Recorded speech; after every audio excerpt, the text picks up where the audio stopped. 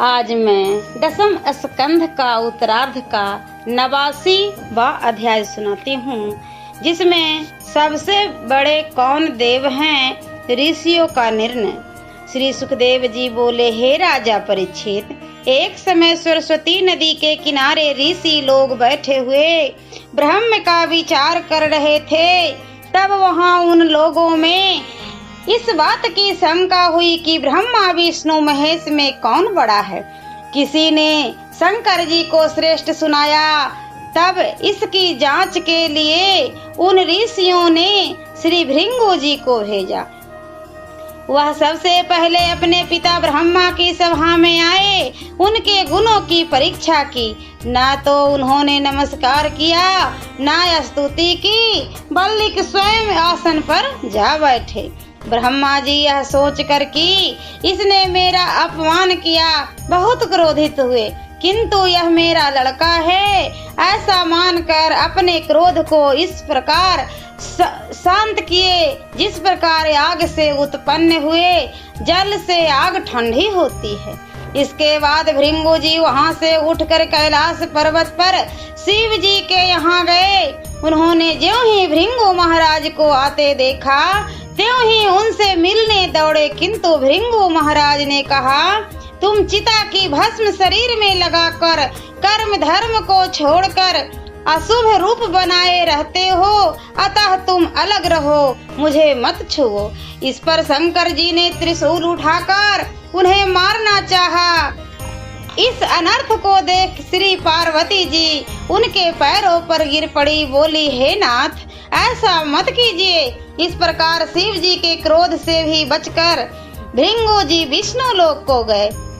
वहां लक्ष्मी की जांघ पर श्री विष्णु भगवान को सोते हुए देख उनकी छाती में एक लात मारे। उस लात के लगते ही विष्णु भगवान लक्ष्मी सहित जाग गए तथा पलंग से उतरकर श्री भृंगु महाराज को साष्टांग दंडवत कर यह कहने लगे, हे विप्र, आइए इस पलंग पर बैठिए।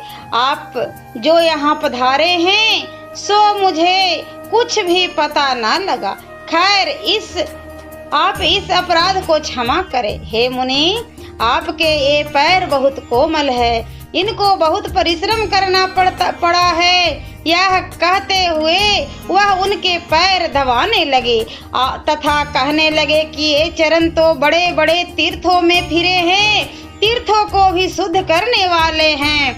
अब इसके धोवन से तीनों लोक सहित मुझे तथा मेरे साथ रहने वालों को शुद्ध करें। आज मैं आपके चरणों द्वारा सब पापों से मुक्त हो गया। जहाँ आपका चरण चिन्ह पड़ा है, उस छाती में आज से लक्ष्मी जी वास करेगी। हे परीक्षित, ऐसी कोमल और नम्र वाणी भगवान के मुख से सुनकर भृंगु जी की आंखें प्रेम के अश्रुओं से डबडबा गई और कंठ गदगद हो गया। उन्हें इतनी प्रसन्नता हुई कि वह कुछ बोल नहीं सके। तब वहां से विदा होकर भृंगु जी उस स्थान पर आए जहां सरस्वती के किनारे सब ऋषिगण थे। तब लोगों से उन तीनों देवों के बर्ताव का स्पष्ट वर्णन किया। भृंगु जी से विष्णु भगवान की सहनशीलता का वर्णन सुनकर उन ऋषियों की शंका दूर हो गई और वे लोग यह जानकर कि महान अपराध के समय में भी निर्विकार रहने वाले भगवान विष्णु हैं, उन्हीं को उन लोगों ने सबसे बड़ा माना। पश्चात उन्होंने यह निश्चय किया कि विष्णु ही में शांति है, उन्हीं से धर्म ज्ञान वैराग्य उत्पन्न होता है तथा अनिमा आदि 8 सिद्धियां प्राप्त होती है और यश मिलता है। जिनकी मूर्ति ही सत्व गुण की है, जिनके ब्राह्मण ही इष्ट देव हैं, जिनका सेवन सज्जन महात्मा ही करते हैं, उन्हीं की यह सृष्टि और उन्हीं से उत्पन्न देव दैत्य असुर तथा मनुष्य है।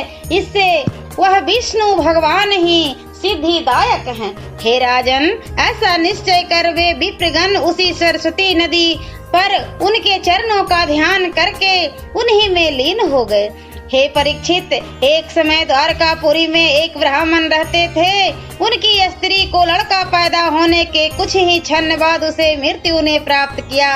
तब वह विप्र उस मरे हुए लड़के को गोद में उठाकर करुणामय स्वर से विलाप करते हुए राजा उग्रसेन के द्वार पर उस बच्चे को रखकर यह कहने लगा, इस लड़के की मृत्यु होने का कारण मैं नहीं हूँ, यानी यह मेरे अवगुणों से नहीं मरा है, बल्कि ब्रह्मद्रोही, विषय वासना में लीन, लंपट तथा लालची राजा के कुकर्म से ही यह मेरा अबोध लड़का मरा है।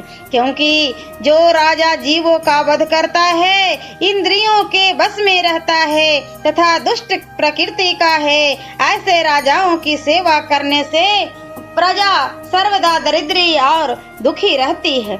इस तरह उस ब्राह्मण ने अपने कर्म से मरे हुए 8 लड़कों को राजा उग्रसेन के द्वार पर रखकर राजाओं की निंदा करना प्रारंभ किया। पश्चात उसके रोने धोने को महावीर अर्जुन ने सुना। उसे सुनकर उन्हें बड़ी चिंता हुई और ब्राह्मण को बुलाकर रोने का कारण पूछा तो ब्राह्मण ने कहा, अर्जुन क्या पूछते हो? कहने को भगवान कृष्ण और धर्मराज युधिष्ठिर का राजकाल कहा जाएगा, पर पिता के रहते पुत्र का मर जाना उसके पिता और राजा के लिए कितने दुख की बात है। प्रजा का दुखी रहना राजा के ही अधर्म का परिणाम है। यदि राजा धर्मात्मा होता है तो प्रजा कदापि दुखी नहीं रहती है। यादवों का क्या है, वे तो अपने खान पान के मौज में पड़े हुए आनंद लूट रहे हैं, ब्राह्मणों से भी कहीं आगे बढ़े हुए हैं। जब उस ब्राह्मण ने ऐसे कहा तब अर्जुन बोले, हे विप्रदेव, मैं आपको वचन देता हूँ कि आपके पुत्र को कोई नहीं ले जा सकता है। इसके लिए अब मैं आपके यहाँ ही कुछ दिन रहकर आपके पुत्रों की रखवाली करता रहूंगा। इतना होने पर भी यदि आपके पुत्रों की रक्षा न हुई तो मैं अपने इस प्रण पालन की अयोग्यता से विवश हो अग्नि में कूदकर इस पाप से छुटकारा लूंगा। इस पर ब्राह्मण ने कहा, अर्जुन तुम यह क्या कहते हो? जिन पुत्रों की रक्षा करने में कृष्ण, बलराम, प्रद्युम्न, अनिरुद्ध जैसे धनुर्धर भी समर्थ न हुए और जिस टेढ़े कार्य को करने में जगदीश्वर भी सफल न हुए, उसे तुम कैसे कर सकोगे? मेरे विचार से तुम अपनी मूर्खता के ही कारण ऐसे कह रहे हो। भला मैं तुम्हारी इस बात का विश्वास कैसे करूं? अर्जुन ने कहा, हे ब्राह्मण, तुम कृष्ण, बलराम, अर्जुन की बातें क्या कहते हो? अरे भाई, वे लोग महान पुरुष हैं, समर्थशालियों का कोई दोष नहीं है। तुम मुझे नहीं जानते, मेरा नाम अर्जुन है। लोग मुझे गांडीवधारी कहते हैं। क्या आपने नहीं सुना है? मैं वही अर्जुन हूँ जिसने अपने युद्ध द्वारा आशुतोष भगवान शंकर को प्रसन्न किया है। सो तुम मुझ ऐसे पराक्रमी की निंदा करते हो? ब्राह्मण, समय आने पर युद्ध में काल को भी परास्त कर सकता हूँ। वही काल जब तेरे पुत्र को लेने के लिए आवेगा तो उसे मैं अपने बाहुबल से अवश्य छुड़ा लूंगा। श्री सुखदेव जी कहते हैं, हे राजा परीक्षित, जब अर्जुन ने ऐसा कहा तो ब्राह्मण को विश्वास आ गया। वह बारंबार महावीर अर्जुन का यशोगान करता हुआ अपने घर चला गया। कुछ दिन बाद जब उसकी ब्राह्मणी गर्भवती हुई तो ब्राह्मण अर्जुन के पास जाकर बोला, हे महाराज, अब मेरी ब्राह्मणी को गर्भ धारण हो गया है, अब आप उसकी रक्षा कीजिए। अर्जुन सावधान हो गए।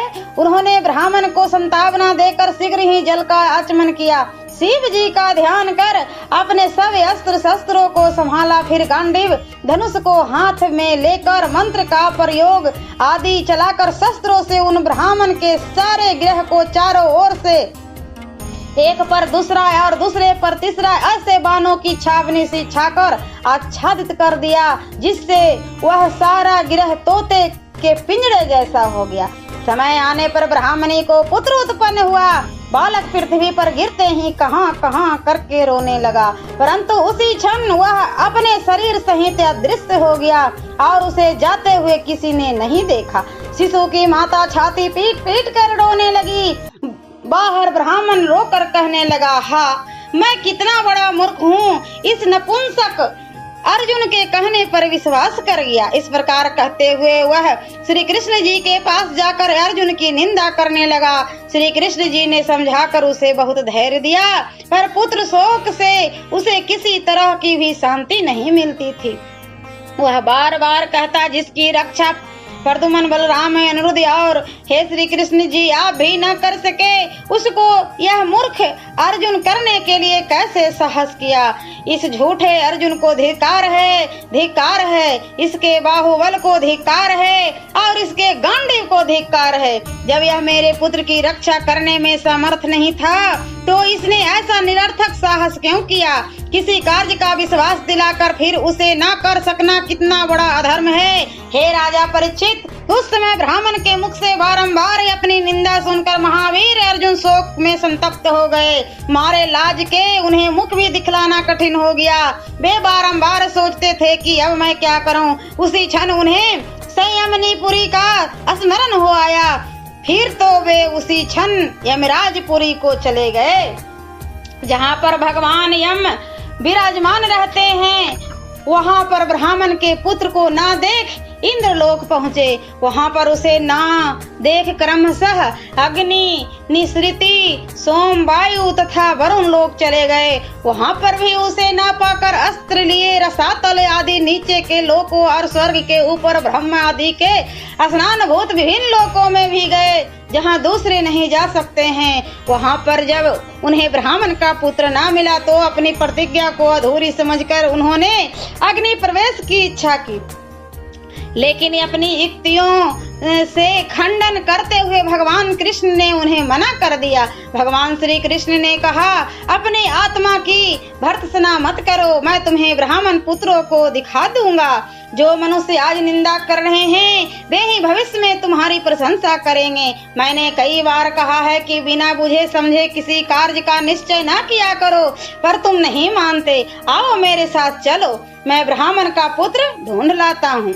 हे राजा परीक्षित, ऐसा कहकर श्री कृष्ण उनको साथ ले रथ पर जा बैठे और पश्चिम की ओर चल 7 पर्वत वाले 7 द्वीपों सहित समुद्र तथा लोकालोक पर्वत को लांघ कर उसने उस पार घने अंधकार में चले गए। उसमें चलते समय श्री कृष्ण के रथ के घोड़े अपने मार्ग से चलने में असमर्थ हो गए। जब श्री कृष्ण ने यह देखा कि घोड़े अपना मार्ग छोड़ इधर उधर भटक रहे हैं, तो उन्होंने अपने आदित्य प्रकाश वाले सुदर्शन चक्र को आगे चला दिया, जिससे सारा अंधकार दूर होकर प्रकाश हो गया। तब उस अद्भुत तेज को देखकर अर्जुन की आंखें चौंधिया गई और उन्होंने विवश होकर दोनों हाथ से नेत्र बंद कर लिया। फिर तो श्री कृष्ण अपना रथ लिए एक गहरे जल राशि में जा बैठे और वहां से एक दमकता हुआ महाकाल नाम का नगर दिखलाई पड़ा, जिस बस्ती में बड़े भयंकर हजारों सिर वाले शेषनाग को देखा, जिनके ऊपर अपना आसन लगाए श्याम वर्ण चतुर्भुज रूप वाले बनमाला धारण किए नंद सुनंद आदि पार्षदों के गिरे हुए भगवान गदाधर जी बैठे हुए हैं और लक्ष्मी जी उनका चरण दबा रही हैं। उन भगवान के चारों ओर खड़े होकर ऋषि मुनि उनकी वंदना कर रहे हैं। तब शोभा के धाम भगवान गदाधर जी को इस प्रकार बैठे हुए देखकर श्री कृष्ण जी ने निकट जाकर उन्हें सिर झुकाकर प्रणाम किया। फिर अर्जुन सहित हाथ जोड़कर सामने खड़े हो गए। तब वे शेष साई भगवान अर्जुन से मुस्कुराकर बोले, हे अर्जुन, तुम्हें देखने की इच्छा से ही मैं ब्राह्मण के पुत्र चुरा कर यहाँ ले आया था। तुम दोनों मेरे ही अंश से पृथ्वी की रक्षा करने के लिए मानव शरीर धारण कर उत्पन्न हुए हो, अतः अब तुम शीघ्र ही पृथ्वी का भार को दूर कर मेरे पास चले आओ।